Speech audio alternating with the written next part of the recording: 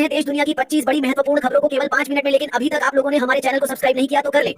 नरेंद्र मोदी ने कहा कि पश्चिम बंगाल में डर और असुरक्षा का माहौल है। हत्या, दुष्कर्म और दंगे बढ़ रहे हैं। युवा बेरोजगारी से जूझ रहे हैं और सरकारी कर्मचारियों को अपने अधिकारों के लिए अदालतों का सहारा लेना पड़ रहा है, जिससे आम जनता बेहद परेशान है। ममता बनर्जी ने जवाब में बीजेपी पर गंभीर आरोप लगाते हुए कहा कि वह बंगाल पर कब्जा करने के लिए हर हद पार कर रही है। मतदाता सूची से लाखों नाम हटाए जा रहे हैं। केंद्र सरकार जानबूझकर राज्य का पैसा रोक रही है और चुनाव प्रक्रिया पर भी सवाल खड़े हो रहे हैं। सम्राट चौधरी ने आज सुबह मुख्यमंत्री पद की शपथ ली, जिससे बीजेपी पहली बार बिहार में मुख्यमंत्री बनाने वाली पार्टी बन गई है। उनके साथ 2 उप मुख्यमंत्रियों ने भी शपथ ली है। बीजेपी बड़े भाई की भूमिका में रहेगी।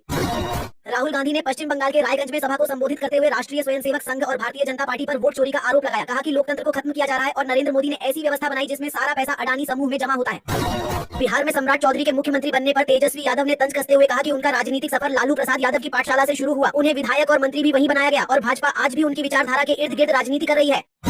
अमित शाह ने दक्षिण दिनाजपुर के गंगारामपुर में रैली के दौरान कहा कि आम जनता उन्नयन पार्टी के संस्थापक हुमायूं कबीर ममता बनर्जी के एजेंट हैं और उनके इशारे पर मुर्शिदाबाद में बाबरी मस्जिद बनाने जैसी बातें कर लोगों को गुमराह करने की कोशिश की जा रही है।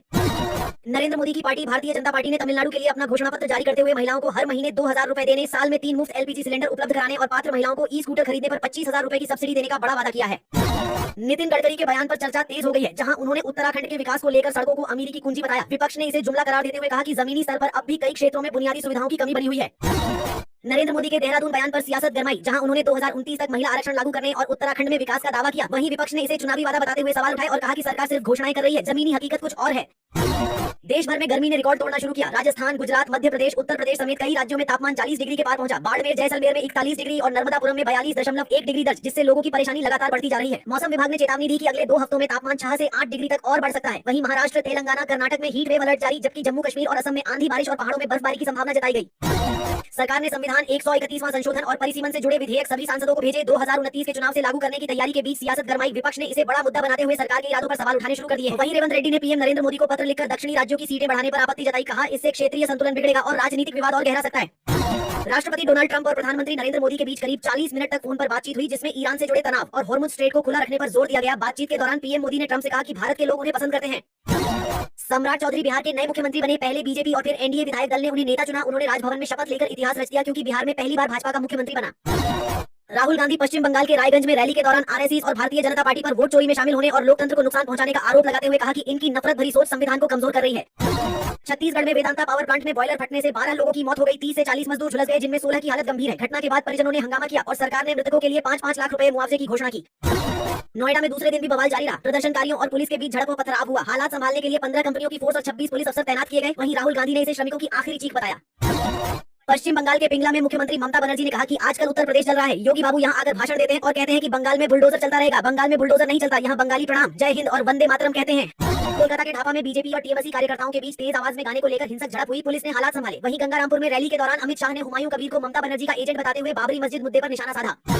अरविंद केजरीवाल ने शराब घोटाला केस की सुनवाई कर रही जस्टिस स्वर्णकांता शर्मा को फिर से हटाने की मांग की है। केजरीवाल ने बुधवार को जस्टिस कांता की अदालत में एक और हलफनामा दायर किया है।